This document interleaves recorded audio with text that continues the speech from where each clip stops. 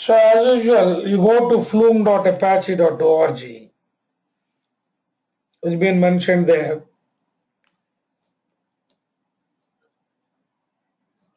Apache Flume is a distributed,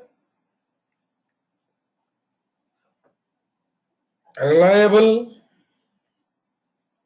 and available service for efficiently collecting, aggregating, and moving large amounts of log data.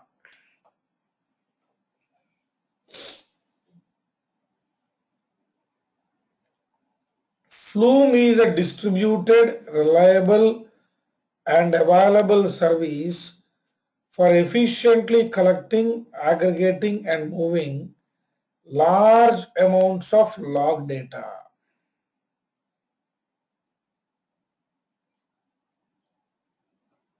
It has a simple and flexible architecture based on streaming data flows. It is a robust and fault tolerant with tunable reliability mechanisms and many failure and recovery mechanisms. It uses a simple extensible data model that allows for online analytic application. You see its architecture down. You have a web server and you have HDFS. In between is a Flume agent, and this Flume agent comprises of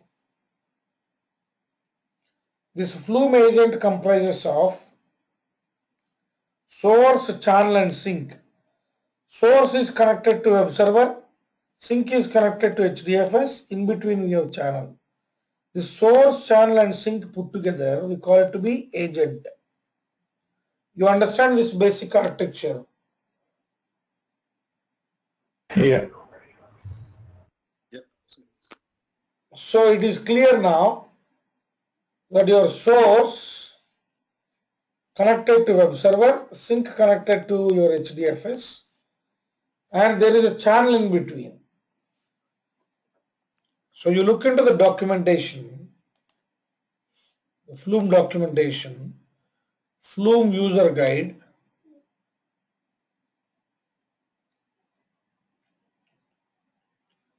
Same what they mentioned here.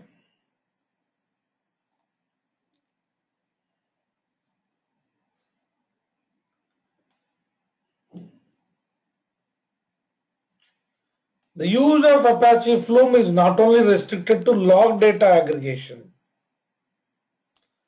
Since data sources are customizable, Flume can be used to transport massive quantities of event data, including but not limited to network traffic data, social media generated data, email messages, and pretty much any data source possible. So which made very clear, source can be any source. Your source can be any source.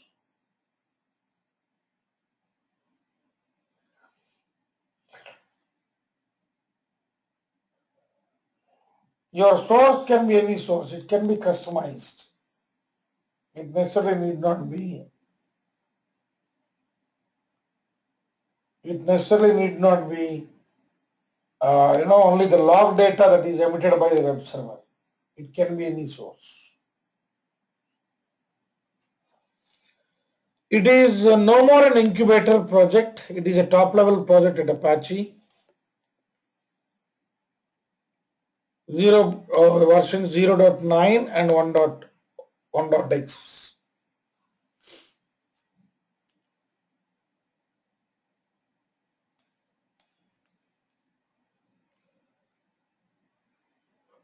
Don't worry about these things because it has already been planned. It's already been planned, which is a part of available as part of your cloud bundle. A Flume event is defined as a unit of data flow having a byte payload and an optional set of string attributes. A Flume event is defined as a unit of data flow having a byte payload and an optional set of string attributes.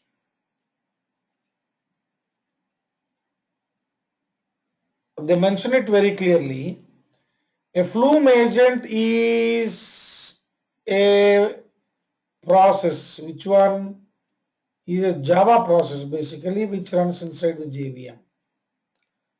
A Flume agent is a process that holds the components through which events flow from an external source to the next destination hop.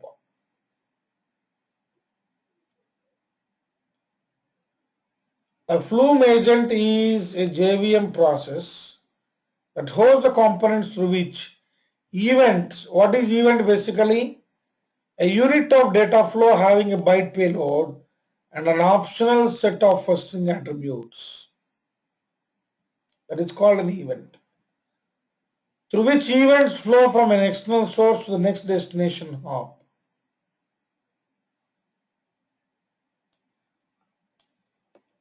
You see that here? It's set up and all those things they are saying. Okay.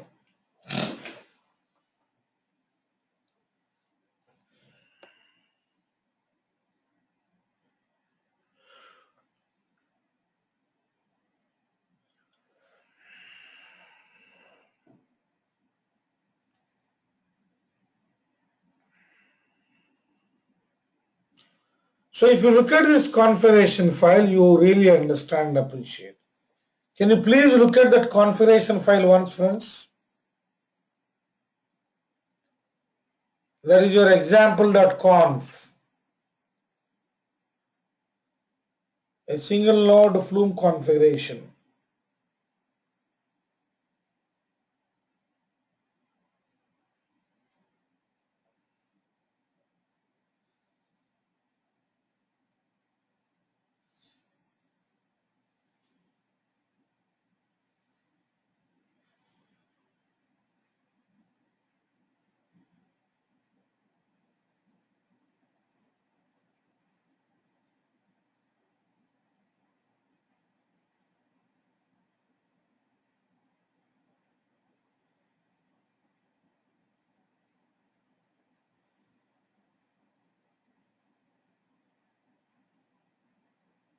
Channel is a memory. Source is netcat.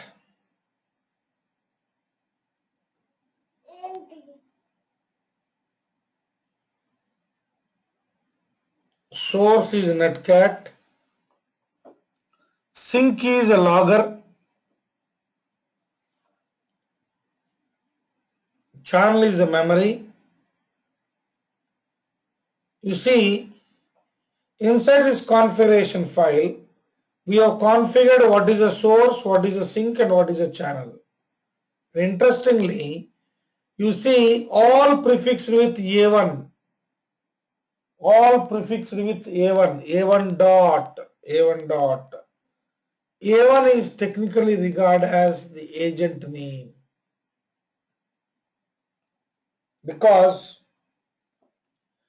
inside the same configuration file, we can have multiple agents configured. And how each agent is identified differently from the other agents with a prefix only. That is how the convention is being made here. Are you getting the point, friends, what we are discussing here? Yeah, a little bit. Right? Now, given this configuration file, we can start Flume as this one. How we start that is this one. I'm not doing anything. I'm just copying this one.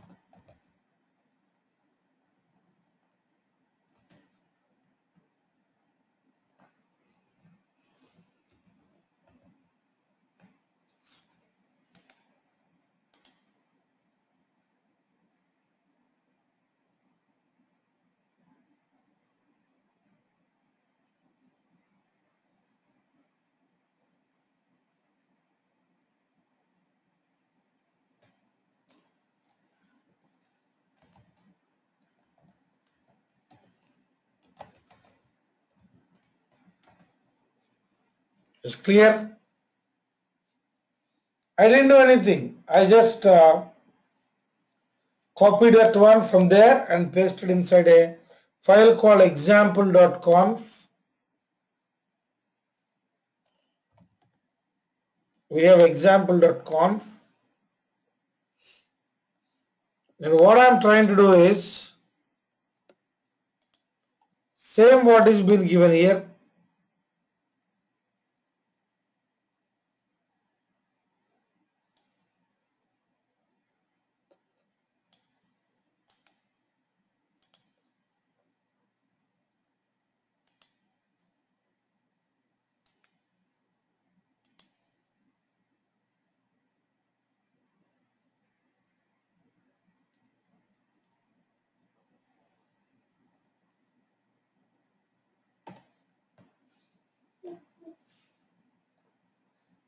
You see what is happening. Then we'll be able to talk many things here.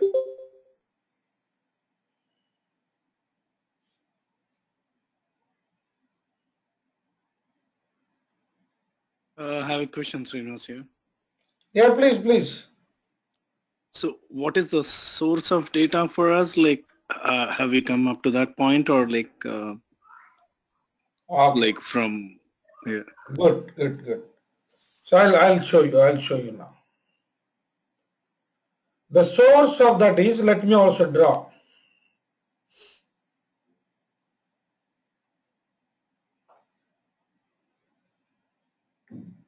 Let this get started.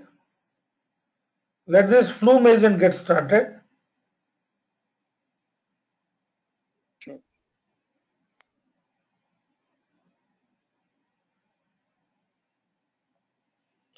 Starting channel it said.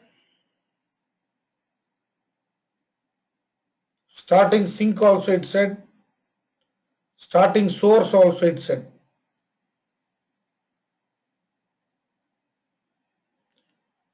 You see, while saying source starting created, what is the source here?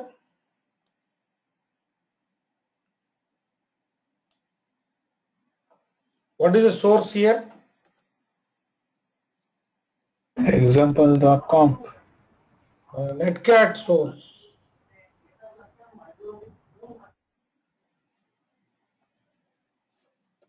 Okay. Have a look at this one.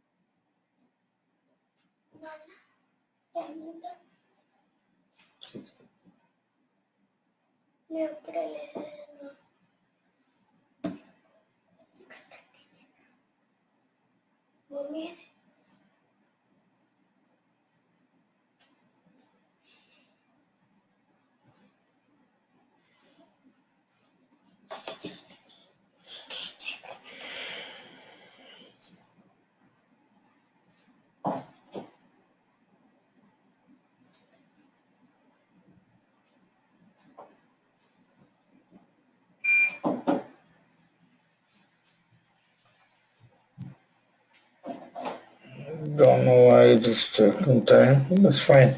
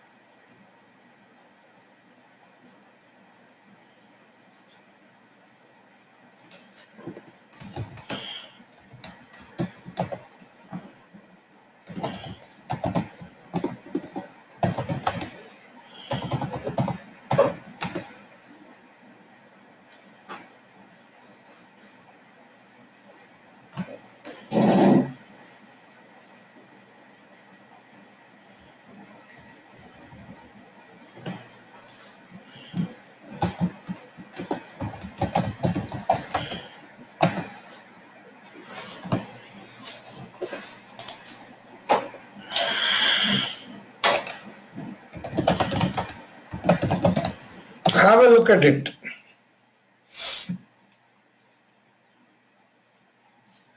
Have a look at it. What is that happening on both the consoles?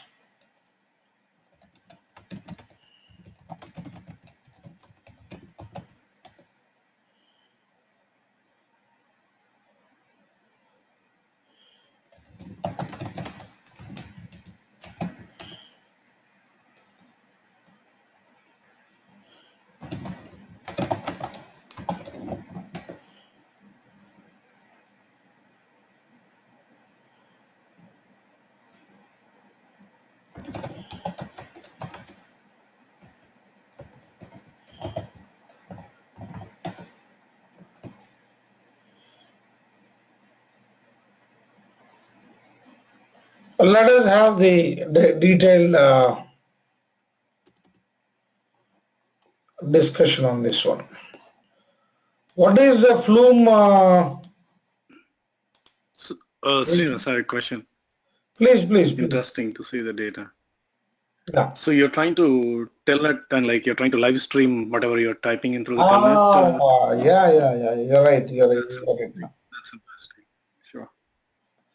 Because see, once that is tested, the source can be anything, channel can be anything, sync can be anything.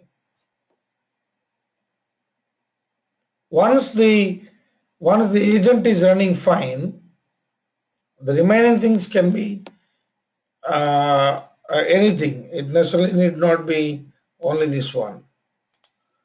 That is the reason why I'm using that. Sure.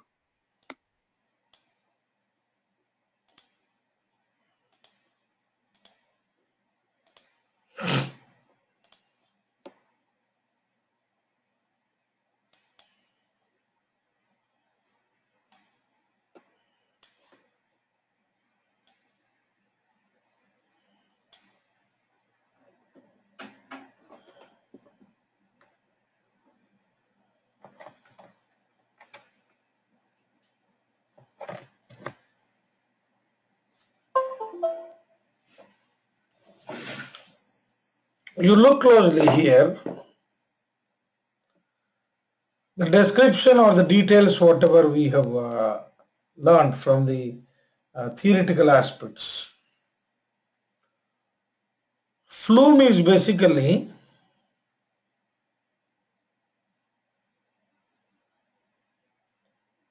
a data ingestion tool.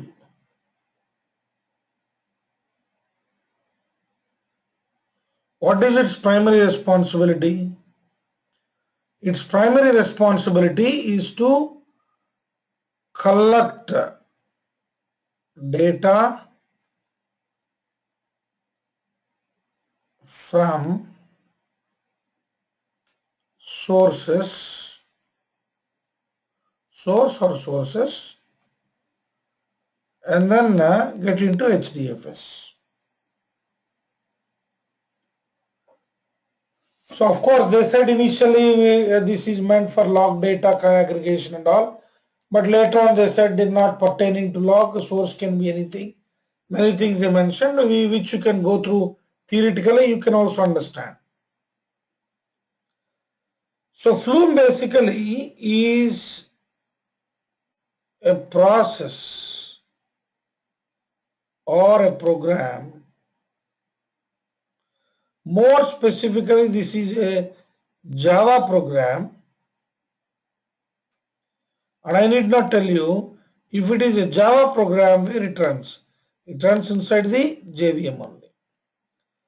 So this Flume has got three parts basically. What are those three parts? Source, channel, and sink. All these put together, we call it as an agent. Which agent? Your Flume agent only. Agent. So where the source is connected to your, and source can be anything. Source can be anything. Source is going to read the data and keep it in the channel. From channel, the sink is going to read and write it to, this is called source, to read, and this is called destination, to write. Usually the destination is HDFS, but necessarily need not be HDFS in every case, because you see here in the documentation part,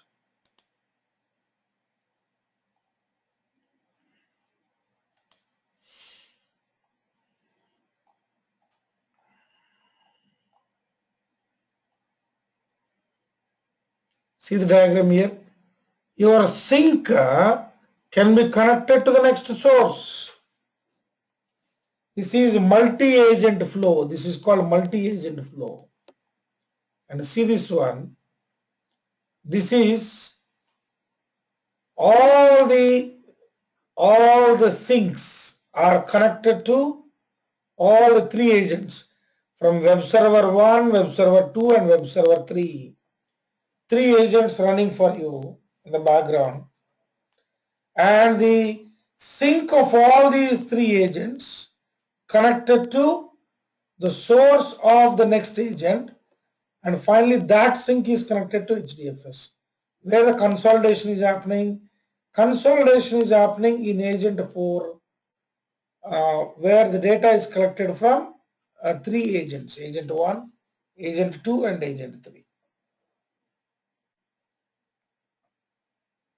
A very common scenario in log collection is a large number of log producing clients sending data to a few consumer agents that are attached to the storage subsystem. You can see that here.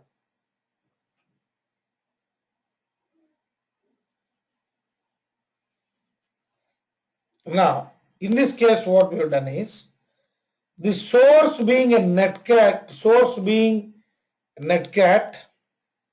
I'm going to show you. I'm going to show you. Here we have different types of sources. You see that here. Flume sources. Flume sources.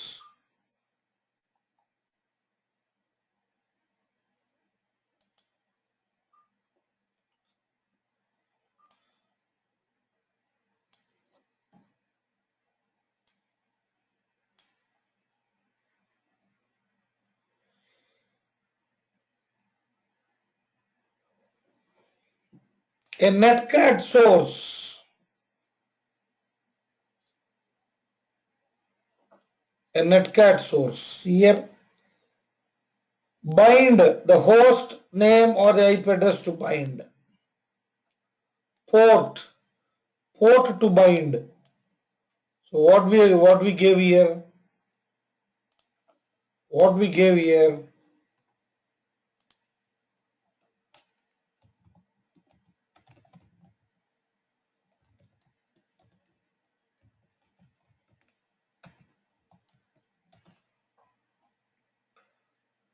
Source is netcat, bind is localhost, and port is all fours. That is the reason why using telnet we connected to that one. We connected to localhost and all fours. Whatever we are going to type here, that is actually being read by whom?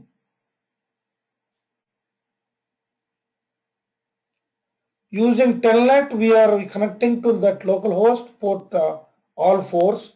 We are sending something. What is happening to that? What is The happening? Flume source is the Flume source is retrieving that. Exactly. The Flume source is retrieving that and keeping it in the sync till it is going to, sorry, keeping it in the channel till it is going to be, till it is going to be, till, I mean, it is going to be consumed by the sync. So till it is going to be consumed by the sync, that is important. It's like a temporary stuff. It doesn't store it permanently. Exactly. Is that what you mean? Okay. Yes. Now, if you understand this diagram and the architecture, in the place of a source, there can be number of other sources. If you're given, if your required source is not present in the list here, never mind. Flume is also a customizable component. A person who is exclusively working on Flume kind of thing, probably they'll be learning how we can bring in, I mean, consolidate the things. Now see here, the agent that we, what is that? Source is this, sync is this. What is sync?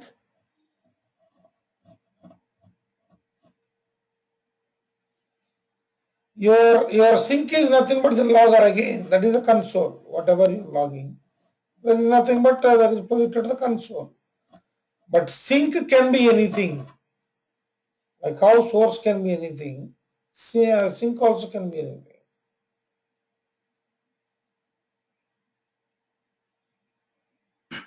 Oh, sorry, Srinivas, can you explain it again? The sync about the sync part. No, Source, I know, as you said, like source could be anything. Any source, same like sync also need not be HDFS every case, which I've already shown you the diagram. Sync. So it could be EC2 or some other, like, whatever Azure's stuff, like whatever in the cloud you're mentioning, you meant to say that? Yeah, yeah. Sure. Sorry, go ahead. I was interrupting. So the channel that I'm using is the memory channel, and that could be file channel, that could be different. So how we come to know all the details about all these things? We come to know the details about all those things only by referring the documentation.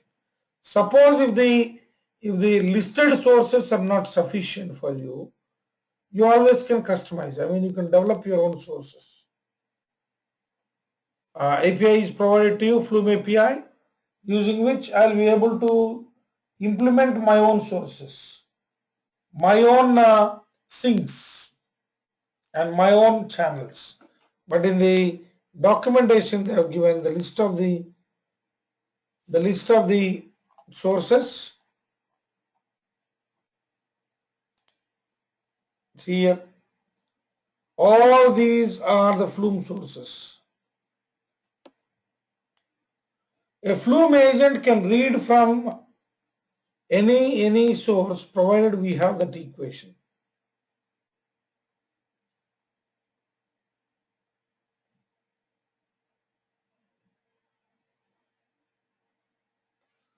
The Flume source can be one of these things, whatever been seen here.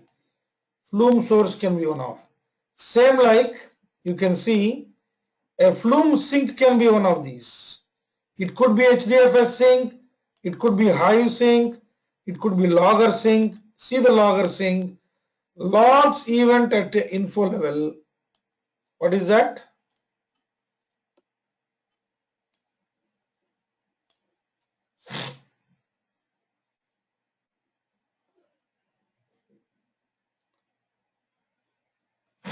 Where that is going to be log console only, right? And what is the channel here that is being used? You see Flume channels. It could be memory channel. The events are stored in memory queue with configurable max size. With configurable max size. See, if you look closely here,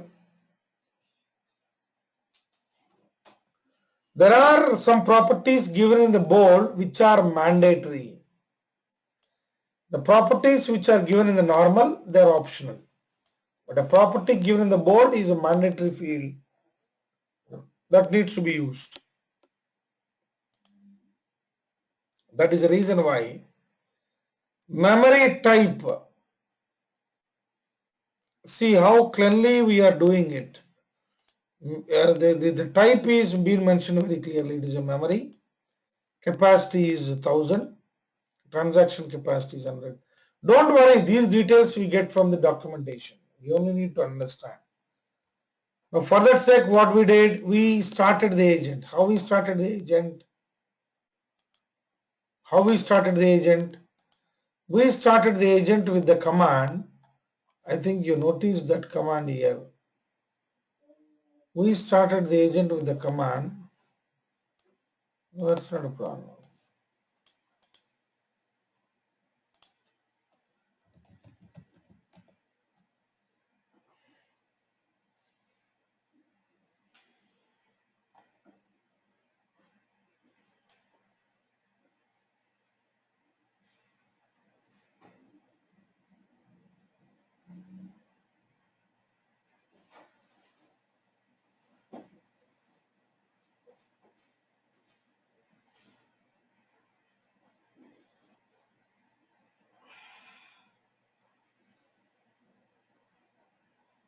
That's not a problem.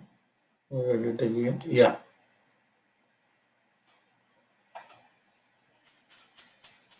I think it is missing somewhere here.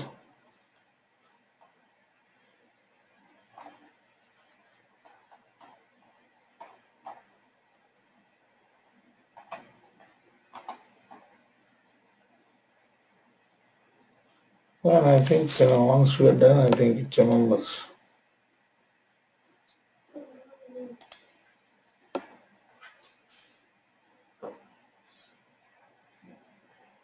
See this one?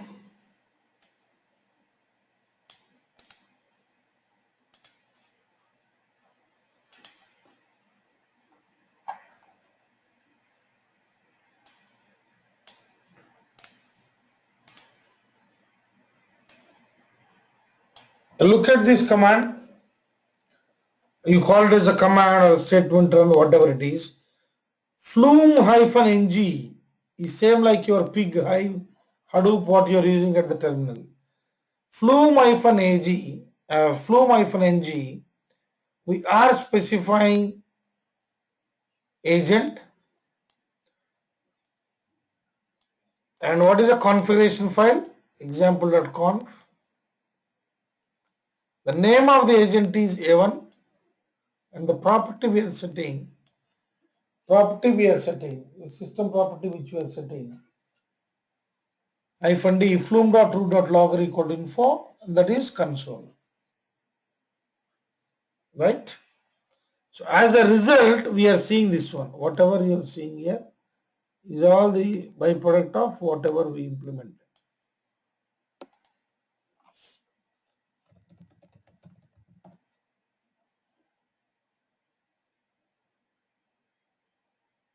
You got it? Yep. So now tell me, you need to tell me, at times when it is needed, can't we configure this Flume to different sources that have been mentioned there?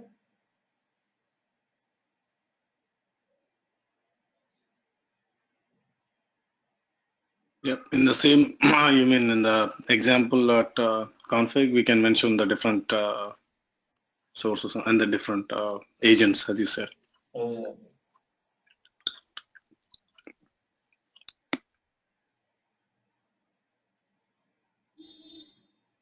If any of your VM is on, up and running, please start. I mean, if any of your VM player is readily available on, I advise you to quickly do this one, whatever we have done now. If you are able to quickly do that, yes, I understand, okay, fine, things are going smooth. So that the same can be taken to any complex level. It can be taken to any complex level.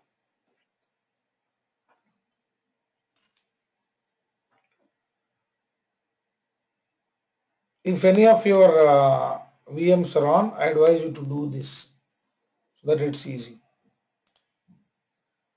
Prasad, I have sent the, can you please give that key and let me know, Prasad?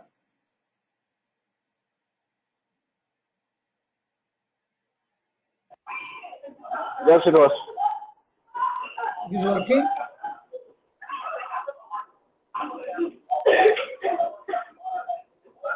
Yeah. It is working, it's been cracked now? Actually, I didn't try it now. I'll try. Actually, Yeah, please. And let me know. That is going to be, if you use that key, I think you'll be able to crack this one, and I know this becomes a perpetual. You can use it unlimited. In the meantime, okay, I I'll try. advise you to just go through this one, whatever been mentioned here, so that we can have a discussion on it and see if it is a case of a Twitter, what needs to be given there, that all we discuss. See, in the place of source, it is going to be, the source is going to be Twitter. From there, we are going to read the tweets and dump it into your HDFS.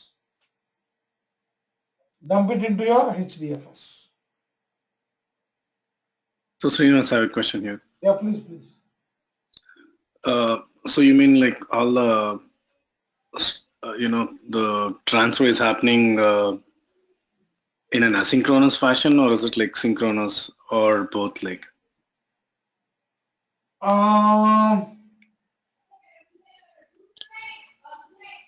Because in this case it looks like synchronous, but this is the actual thing is going to be in the synchronous fashion. That is the reason why you have something called channel in between. See, your data is kept in the channel till it is going to be consumed by the sync. You have raised a very interesting point. We'll have a detailed discussion on it. See, I think you understood as part of the Flume agent, we have source, we have sink, and in between we have channel. See, if there is no channel, as you said, it should go in a synchronous fashion. I read till it is consumed, I need to keep it and then only I can read the next one. But interesting, we have a, what do we have? We have a channel in between. Whatever I am reading, I keep in the channel and I keep that in the channel till it is consumed by the sink. So no problem. The source can continuously read, keep on reading without bothering whether it is consumed by the sink or not. And that read content is kept inside the channel, and channel is going to give the access to the sink. Sink will put it in the respective destination, whatever the destination it is. Make sense, Ram? Yep. And one more. Thanks for that, Srinivas. And the other question, when I see this configuration here, you say like you mentioned the fixed size of the capacity for the channels, right? So is it like when the size of the data is more than that, it will automatically expand, or it will move to the We'll have a problem. We'll have a problem. That is why we need to be very careful in fixing those buffers and all. You will be facing the challenge.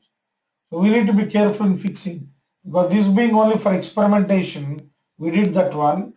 But in the true production, we need to keep that also in mind. what exactly are those numbers? Like I didn't really get that. Like, when you say capacity is 1,000, so The how do base you? capacity of the data till it is consumed by the sink. Because you are saying memory, right? Memory is the channel that we need to use. So how much memory needs to be reserved for the channel? So if it is crossing that 1,000 bytes, then the whatever is written before that is going to be overwritten by the new one.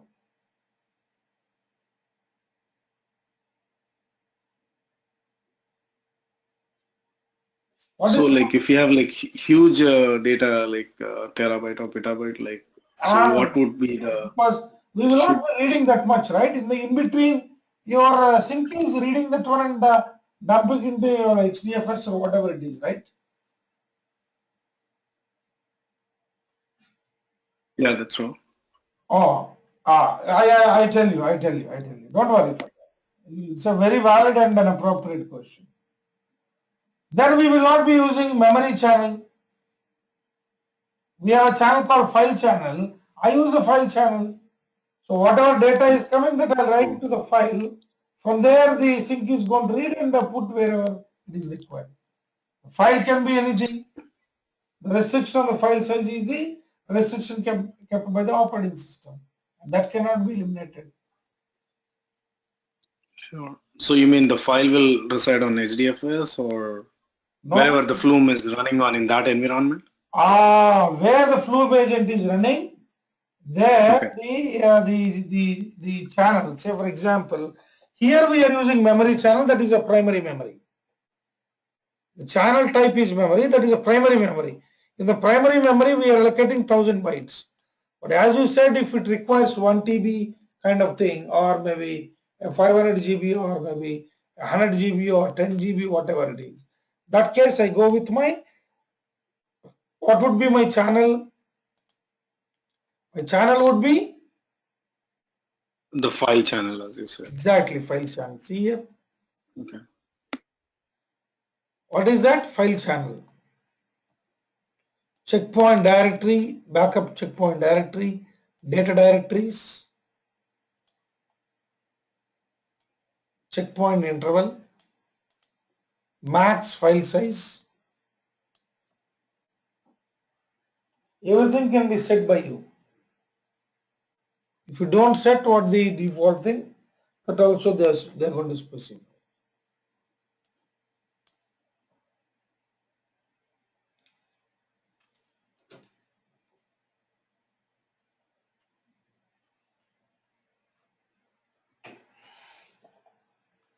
You got the point, Ram?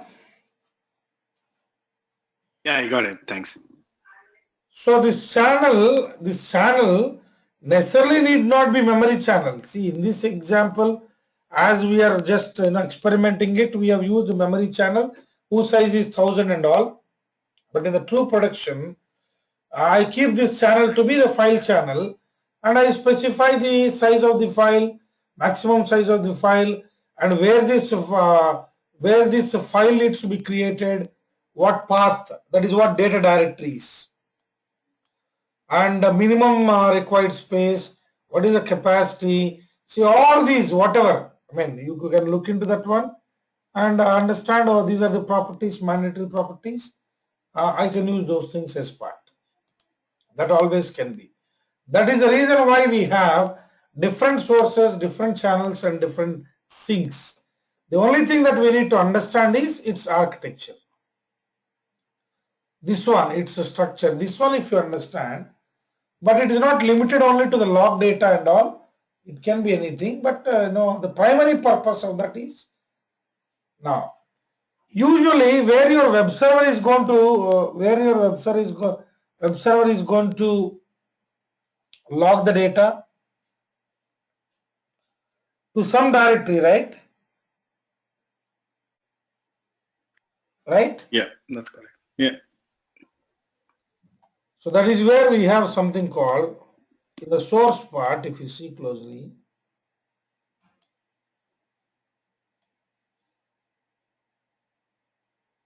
see this one? The source, this source lets you to ingest the data by placing files into a spooling directory on the disk. The source will watch the specified directory for new files and will parse events out of new files as they appear. Getting the point?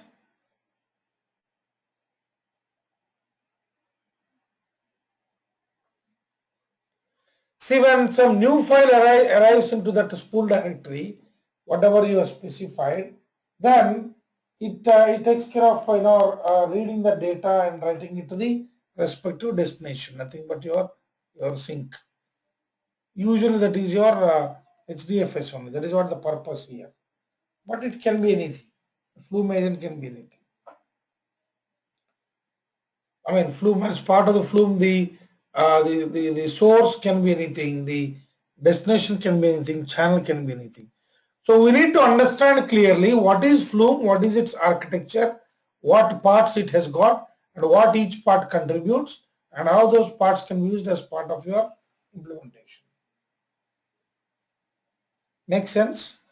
I advise you friends to please go through this part, whatever I am saying, showing you here, this diagram and the basic stuff and that small implementation what we did.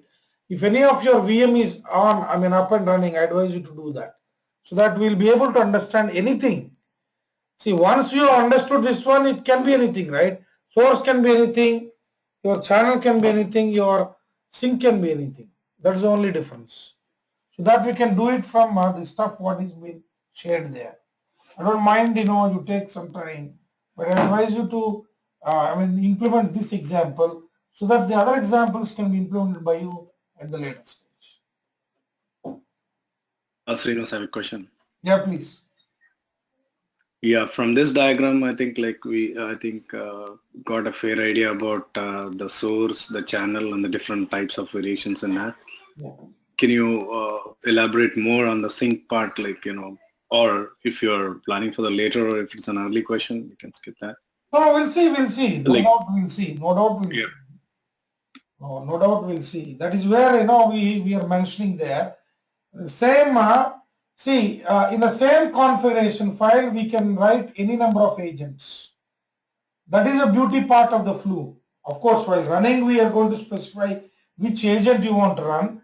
But in the configuration, when it comes to configuration, so which agent you want to run? Because each agent must have these three. But why multiple agents we configure inside the same configuration file is to achieve your different aspects. I think you noticed here.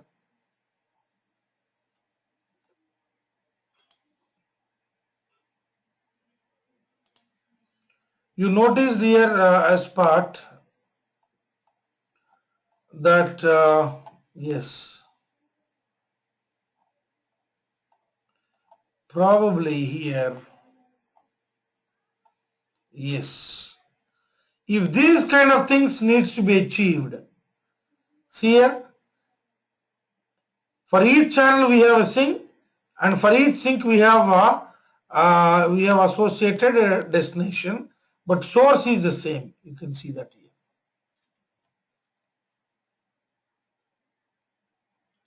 So we need to have an idea first. What is that you want to achieve? What is that you want to achieve? Based on that, we frame the structure, and we start defining the agent.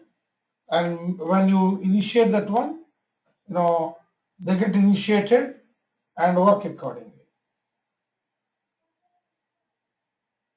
See all the three examples. If you see closely, you can have different sources, but all being connected to the same destination. Okay, in the first phase. Later on, that is again stored to your HDFS. In this case, you see source is the same, but destinations are different, and one destination again connected to one more agent. So you need to have that understanding. What is that you want to achieve? You have 10 servers. You want to take take all the logs and try to aggregate them at the later stage, or analyze those things to have better clarity how things need to be implemented. So you need to first you need to have a clear picture in the mind. What is that you want to achieve with this Flume? It is not that they have facilitated. We need to make everything complex. In the simple example, what we have seen, we didn't use much. Source, channel, and your sink all on the same page. That is why we were able to quickly do that one. And as Telnet is not available on my CentOS box, I installed it, and I was able to push the data, and the same is being read by your source, and it has been logged to the console, right? Have a look at this one once, and just go through it. Give me a minute, I'll be back, then we can continue the discussion.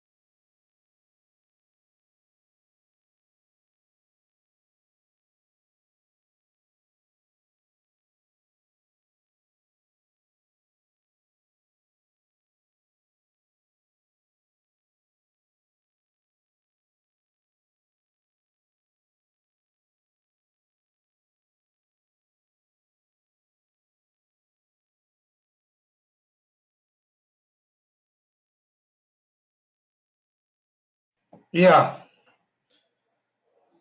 So let us see some example which has already been given here. So that so for that sake you need to create your Twitter account and you need to get the keys from your account, then only you'll be able to do that. Let me show you that one also. The source is going to be the Twitter source.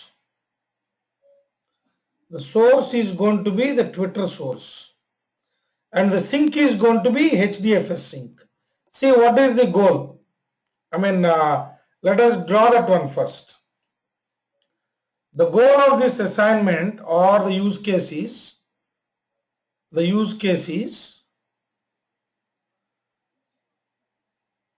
read tweets and analyze them. I advise you to do this one on your own, friends, so that you will gain the confidence. Yes, oh, this is how things are happening. I'm going to explain you everything. So read the tweets and analyze them.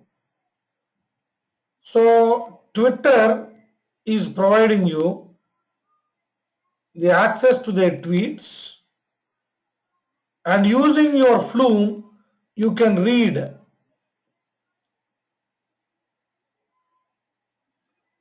this is called a Twitter source.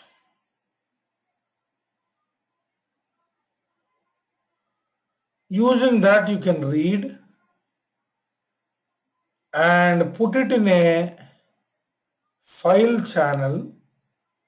You got the understanding of all these three things? What is source, what is channel, and what is sync? You got that understanding? Srinivas, can you elaborate a bit on sync part?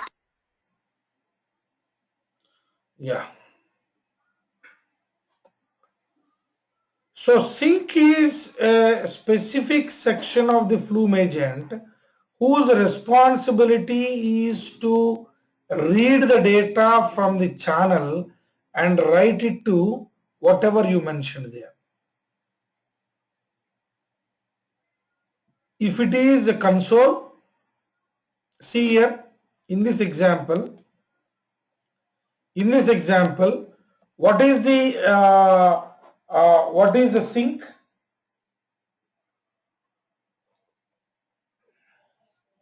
What is the sync in this example?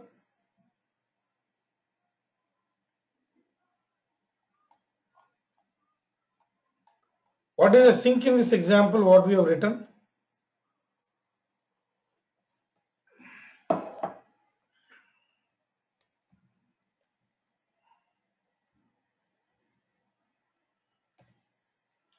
See here, what is the sync?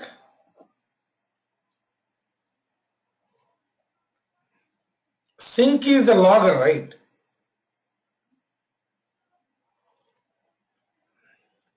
What is the role of the logger? Ram, are you able to understand? Yeah. The sync is a logger sync. So what they do? Logs event at info level. Typically used for testing or debugging purpose only. Because this we will not be doing it in the production. Only for, see, we mention like this. Sync type is logger. Let me take you to HDFS sync. Then you will be able to understand. See here. This sync writes events into HDFS. It currently supports creating text and sequence files because we have other data formats also available on your that are allowed on your HDFS. What are those? You have paraquat, ORC, and all those formats, file formats. So currently it supports only text and sequence files. It supports compression in both the file types. That is done. The HDFS directory path may contain formatting escape sequences that will be replaced. If you see,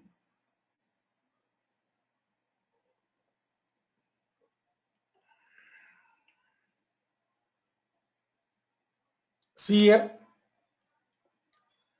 hdfs.path. In the type section, what will be doing? We'll be mentioning it as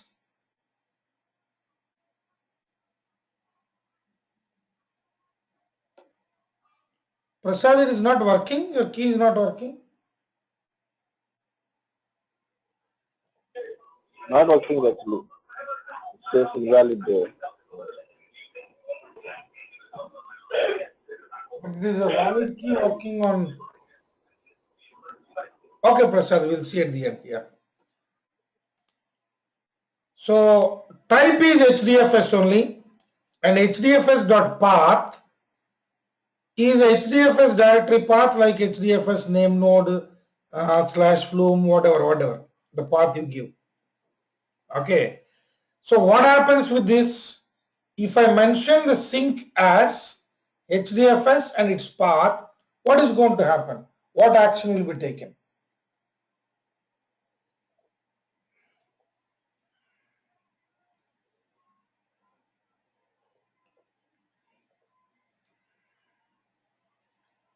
What action will be taken? Create a directory. Okay.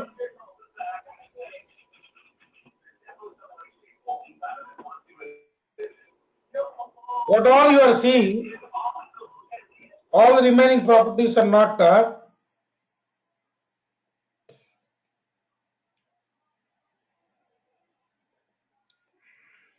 all.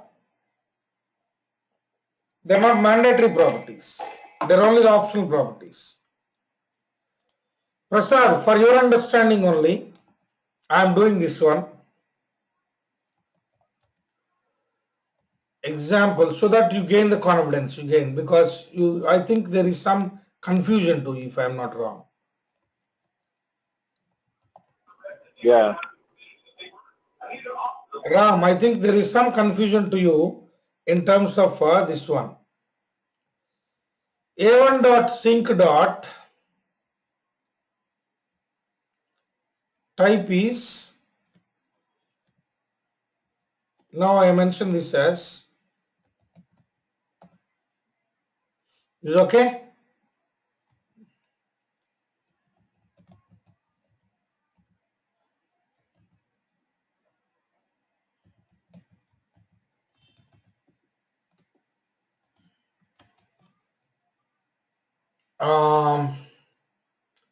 Probably the cloud error, right? Cloud error user only / Flume / my data, or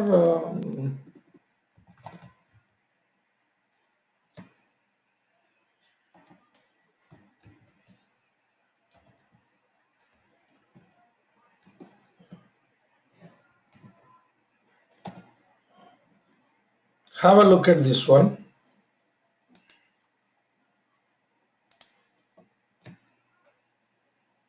I think in my user space,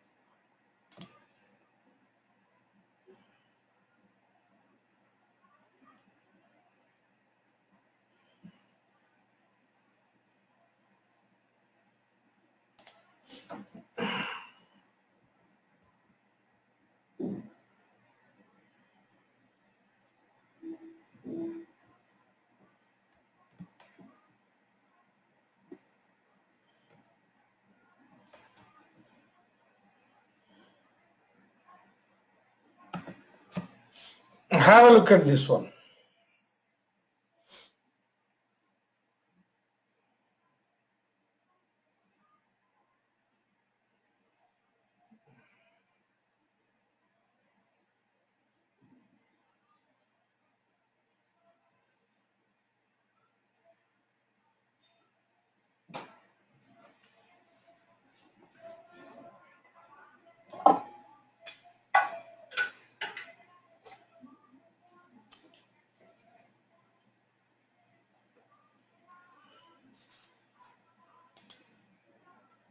You see the connection got closed because there was no socket listening on port number all fours.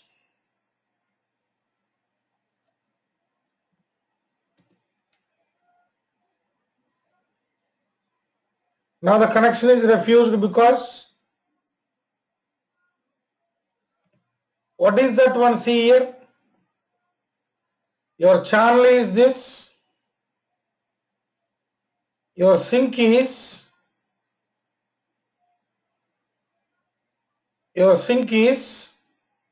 not the same thing what it was earlier. Okay, now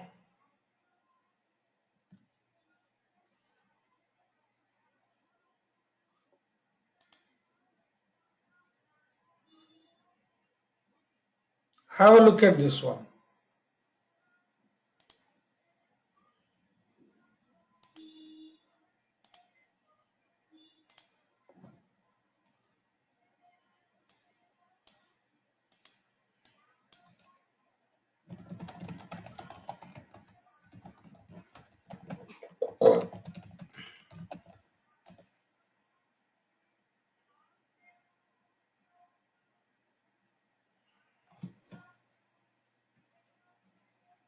See, I mean, Ram, please observe this one very carefully, please. So it's sending to the SDFS, which is the sync. We change the sync now. Exactly. I see that. So you noticed, say there is some permission denied. Why the permission is denied? That's not a problem. These things can be handled. That's not an issue. But you notice It's the right. where the data is being written here, creating some temporary file and trying to write the data to HDFS. How it is doing that one? Flume.sync.hdfs. It is trying to do that. Creating Flume.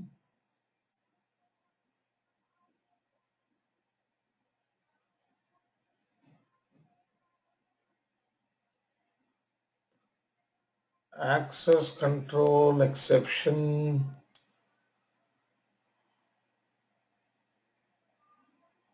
Okay. Not an issue. We'll see. That's not a problem. I mean, these kind of issues comes, then we don't have any.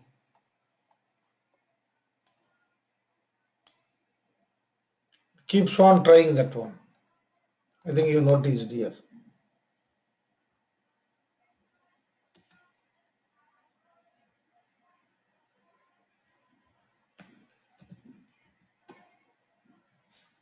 Mm.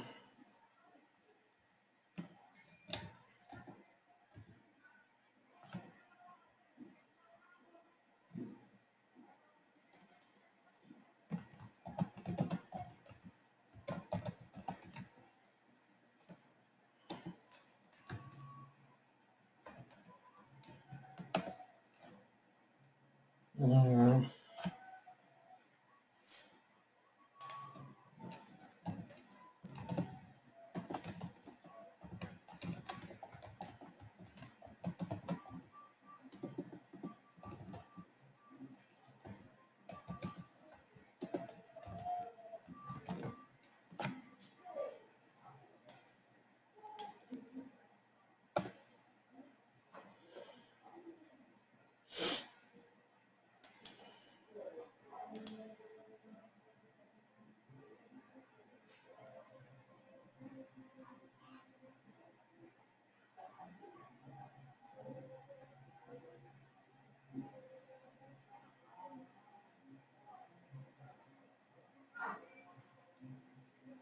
Oh, sorry.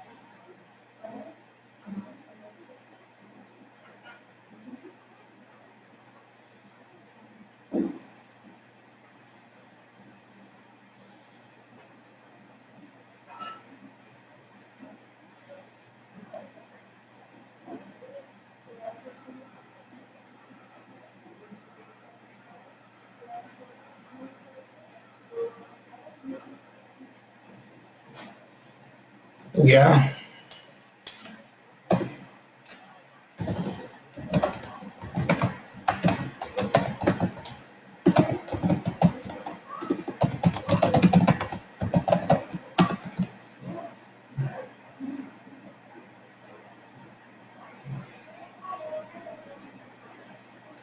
See that there?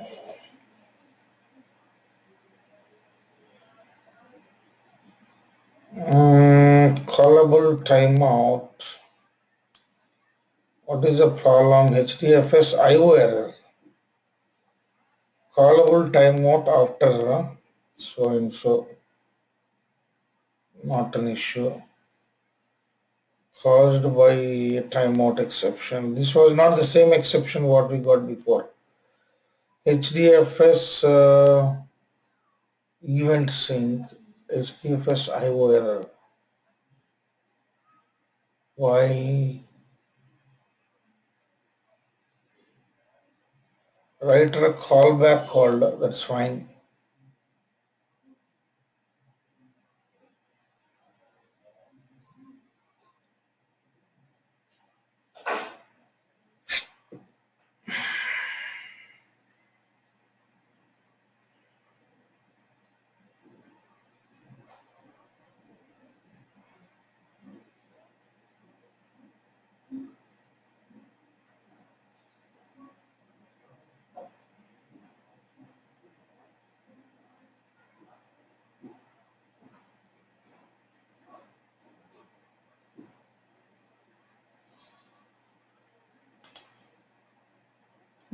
I should see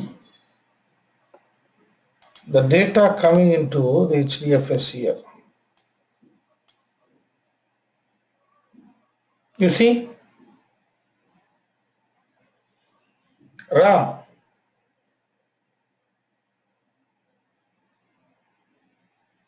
Yep, Srinivas. So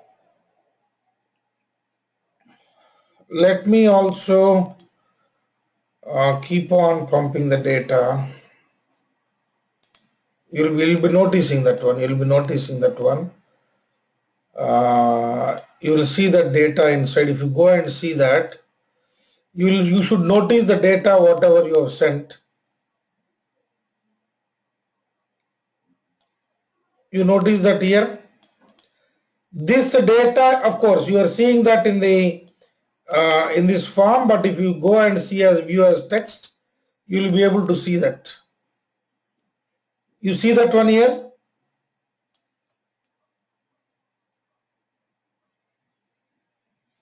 Because it is going to write in the sequence file format. So if you see with a normal, you will not be able to understand everything. That is why I am seeing in the text form so that you see this data is expected inside HDFS. That is what we have sent. You notice that this data is expected inside HDFS. More data getting pushed into HDFS from source. This is good to see data flowing into HDFS. But data is being stored in the sequence file format. Now we are doing this one. Now suppose if this is been changed, what is been changed? If source is been changed to a maybe a kind of I think a spooling directory, then what is going to happen? Are you getting my point? Now what is the source here? What is the source here?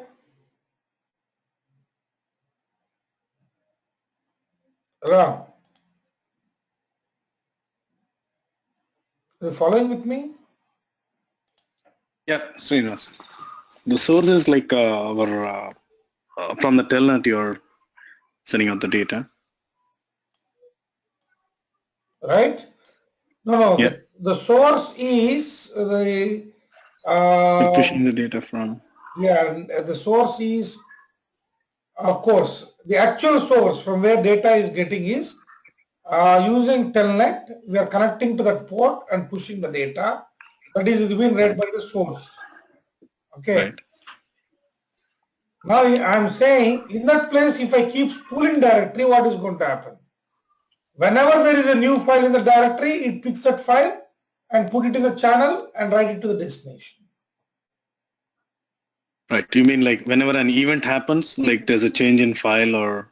Exactly. Yeah. So that is going to read and put it inside your HDFS. So your log data is going to be continuously ingested into my HDFS. Make sense? Yeah. Srinivas. So let it be anything. That is where, I mean, as you specifically asked and I felt that, in the sync part you are not that clear. That is the reason why immediately I made the changes to the existing and did that one. So that you will understand, oh, this is how you configure. Sure. Now in the same, if you keep the source as a spooling directory, whenever there is a new file, then that spooling directory attributes changes. I mean, the content inside that is getting changed. Now that is going to be picked up. That is the reason why we need to talk about or why we need to look into the sources. That is the reason I am asking you to look into the source. Otherwise, we don't need. Suppose if your required source is not available, then in the same documentation, we have one more thing called developer guide. Now, of course, that is a rare thing we do, but still, how these are being developed, all these are being developed, your different sources are being developed, same like that one only. Arrow source, thrift source, exec source, JMS source, pooling directory source, Then we have tail directory source, Twitter, Kafka, Netcat, Sequence, Syslog. All these are the different HTTP source, stress source, legacy source. All you want to develop a custom source, then you can develop. A custom source is your own implementation of the source interface. A custom source class and its dependencies must be included in the agent's class path when starting the Flume agent. Then you'll be able to do that one. So how you do that? You specify your type like this.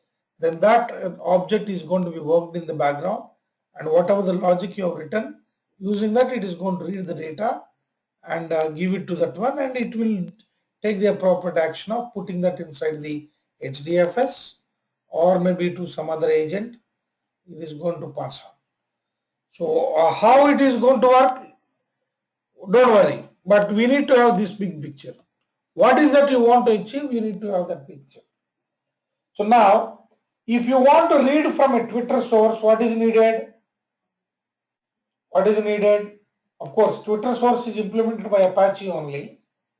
Twitter source is implemented as part of the libraries. We need not get the libraries from anywhere.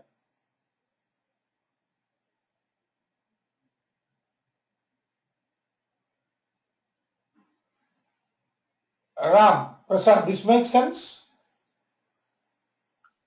Yeah, Srinivas. So I advise you to just go through the document, Flume document, what is being, and quickly do one or two experiments. Then I think after doing the experiments and going through the sources, channels and sinks, I don't think you'll have any ambiguity. And even virtually you can understand, oh, this is a source and what it do, oh, this can be used in this context, that's fine. Or this is a channel. When I need to go for memory channel, when I need to go for file channel, that we only need to decide. There is no thumb rule for that. So to get all these things happen, first we need to have the understanding and the control on the Flume agent concept. Inside the Flume agent, we have source, channel and sink. What is the role and responsibility of these three? As you have already seen that one, now it is clear. And start taking each source and try to look in what are the sources possible, channels possible, and sinks possible. And like how we implement it dynamically now by pushing the data into your HDFS. Same like it can happen with your Twitter also. I read the tweets and push it into my HDFS. That's it. I'll not be doing anything more. Make sense? Yep. Srinivas, I have a question here. Please, please, please, don't hesitate, Ram. Yeah. Yep. So as I see, like the data where you finally push into the sink could be other than HDFS too. Yeah. So is it like Flume is part of the HDFS ecosystem, or No.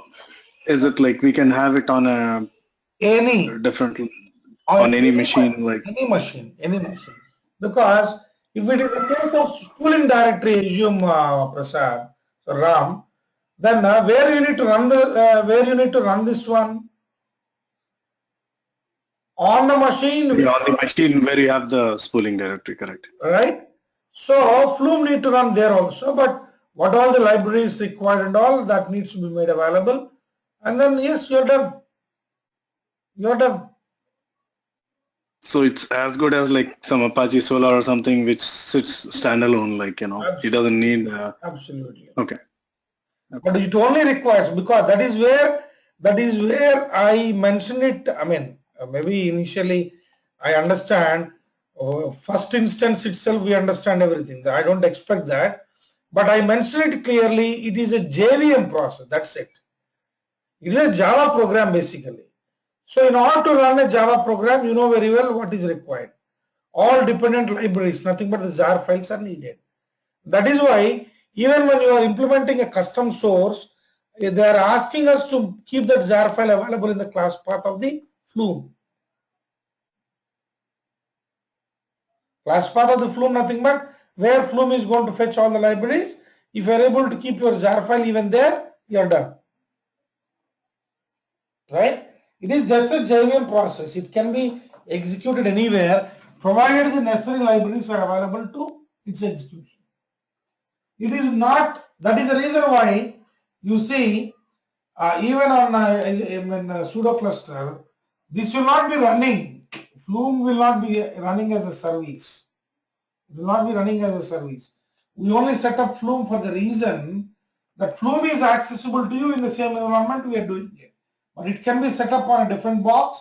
From there, it constantly pushes the data into your HDFS path, whatever is being mentioned.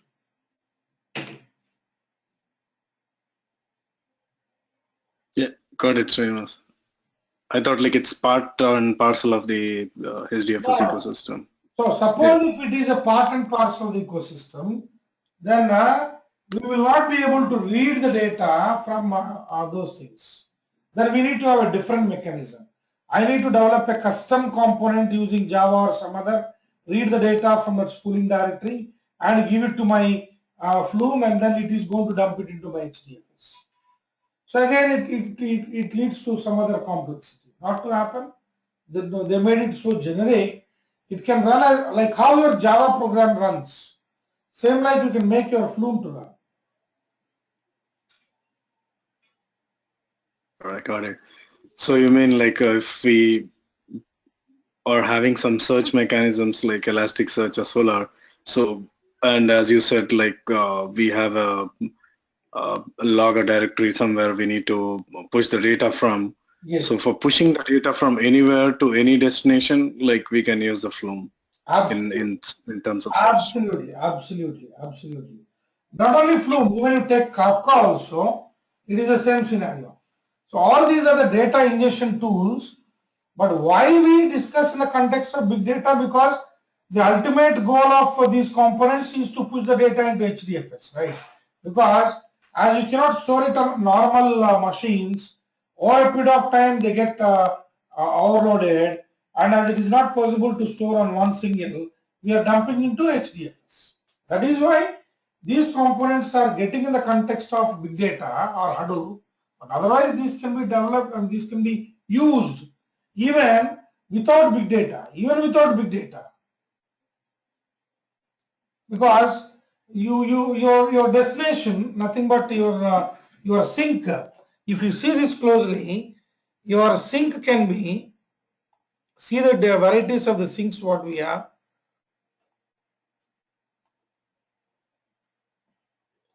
See here the sink.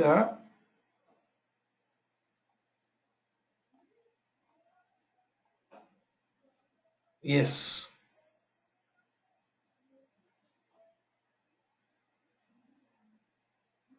What is that?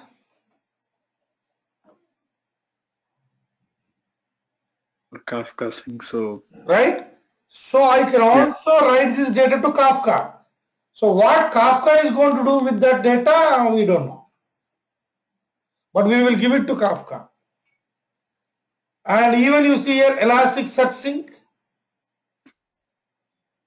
yeah, We write it to that one. From there, how it has been managed, we don't bother about it. We only give it. Suppose if all these are not suitable to your requirement, we have the option, we have the choice. And that can do, that is something like a Java program, right? So it can do anything. It can write the data to any place or any path or any destination you require. Yes, it's possible. But for common and generic requirements, they have given it to you.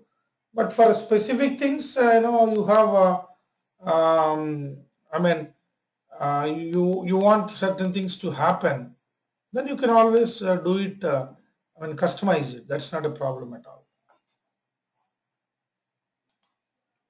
Clear? but is it like Kafka and Flume are Data same ingestion. thing? The purpose of data ingestion? They come under the same category, though their execution philosophies are different, but they come under the category called data ingestion tools. Okay, so you mean like I think Flume pushes the data and Kafka is like pulls the data. So Is when it you like see in that way, it is Kafka's architecture itself is different, right? It is something like the pub-sub model kind of thing. You publish, there will be a producer-consumer philosophy there. JMS stuff? Exactly. So your Kafka is purely based on your JMS concepts, not like this one. So, but overall, if you see at the, I mean, superficially, if you see, both comes under data ingestion, but their architecture, their adaptability or their applicability will be totally different. We cannot apply Kafka in every context. Same like Flume is not suitable in every context.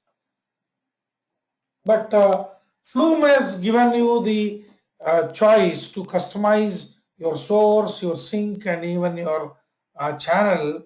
So we have more control here, and the Flume being widely used. Kafka, of course, has got its own advantage and its own limitations again because of not having too many skilled resources on that. Many people know Java, but few people know JMS, and customizing it using JMS and all. Of course, because of the thick ecosystem developed surrounding Java, almost more than 2 decades. So obviously you find resources, but customizing it in every case may not be with every component, right? That is why you have all these things. Apart from this, there may be many other proprietary data ingestion tools or mechanisms pertaining to the respective context, right? But for overall big philosophy is the same. Read, write, in between preserve. Read, preserve, write. Read, preserve, write. Read and put it in the safe zone, and that is been read.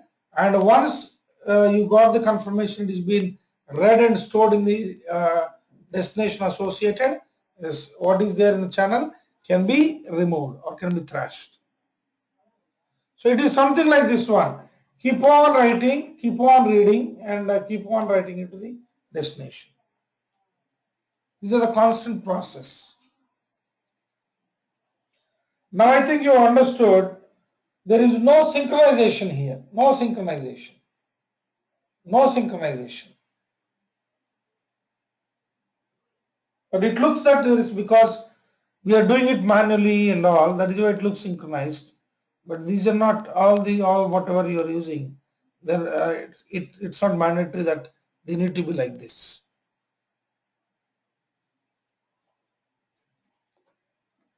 Clear? Yep. Thanks, Srinivas. So are we also going to see the little bit of example in Kafka too, probably in the next session? Kafka we may not be Little seeing. clear. Kafka we may not be seeing as part of this one. Sure. But you want a overview on that, I may be giving probably after finishing Uyu, or at the end, Sure. I'll be giving it. Sure. Kafka has not been planned, but on, I mean, you feel that it is needed to you for any of your things, never mind. I'll do that one probably at the end. Yeah, that'll be really good help if you can do that. Sure, no issues. Yep. No issues. Yeah. Thanks for accepting. Yeah. Wonderful, friends. I catch up again in the next session, but please, go through this one and let me know you have any issues. Okay.